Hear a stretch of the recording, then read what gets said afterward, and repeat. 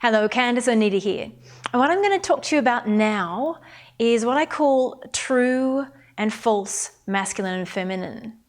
Now, the reason why I've created this distinction is to try to help a little bit this thing that sometimes happens where people think that it's feminine or masculine that is the dialectic. Now, what we're seeking to do is to be able to go from a lower mode of the principles behind masculine and feminine to the higher mode, or the false to the true.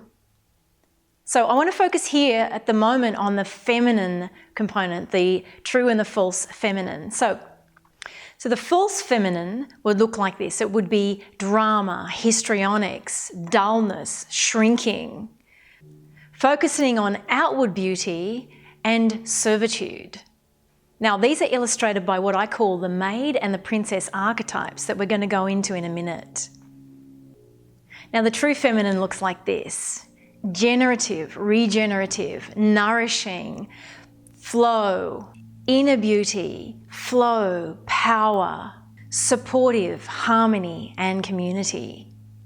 And these are illustrated by what I call the queen and the priestess archetypes.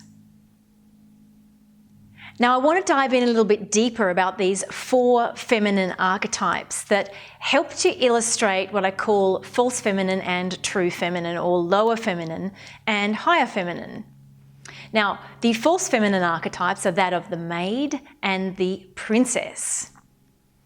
And the true feminine archetypes are that of the queen and the priestess. So let's start with the maid archetype. Now, clearly I've used that term to illustrate something that probably feels uncomfortable with you.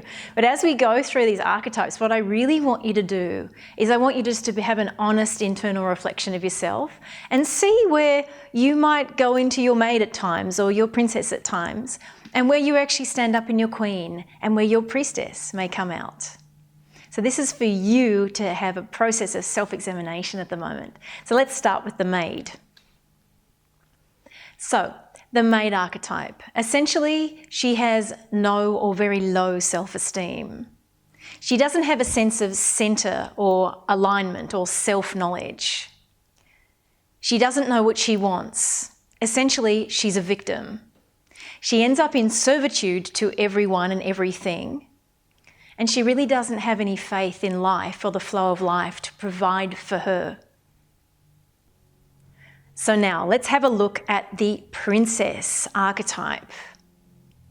Now, the princess archetype is still a victim, but she's what I would call a passive-aggressive victim. She creates a lot of drama, or thrives a lot on drama or histrionics. She's really demanding and unclear at the same time. And she focuses outwardly a lot. She looks outside of herself to find herself. Essentially, the poor little princess is not happy, and she tends to blame everything and everyone outside of herself for her unhappiness. She essentially doesn't have a sense of centre or purpose, which drives the unhappiness. The princess is also not grounded. She's not grounded in reality, so she's often stuck in fantasies.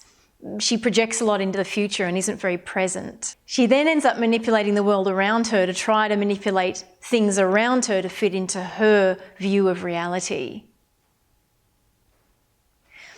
So let's now look at your queen. So your queen is really calm and centered. She has a really strong sense of her purpose and her mission. She is CEO of her domain, or we could call that CEO of her personal brand. Your queen takes cues from inside herself. She doesn't look outside for reflection. She does get reflection, but she takes the cues from inside of herself. She trusts both herself and the core people that she has in her inner circle that she trusts for reflection. Your queen knows what she wants, and she makes very clear requests from that place. Your queen creates her own rules. She is part of the world, but she's a bit like she's in the world but not of the world. So she creates her own rules, and she doesn't find herself restricted by seeming rules around her or in society around her. Essentially, your queen is very calm, contented, and centered. And she's quite awake. Your queen is very grounded and she's really in her body, and her body is her domain of her life. Like she commands the domain of her body, her sexuality, and how she moves around in the world. Now, let's look at your priestess. Now, your priestess is the one that connects non-physical reality with physical reality, or we could say spiritual reality with incarnated physical reality. She is both deeply connected to spirit and to the earth. Your priestess is wild. She's free and she's alive.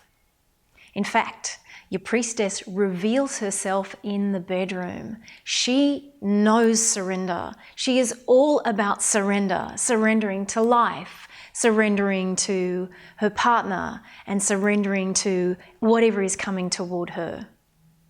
Your priestess is all about opening, receiving, and surrender.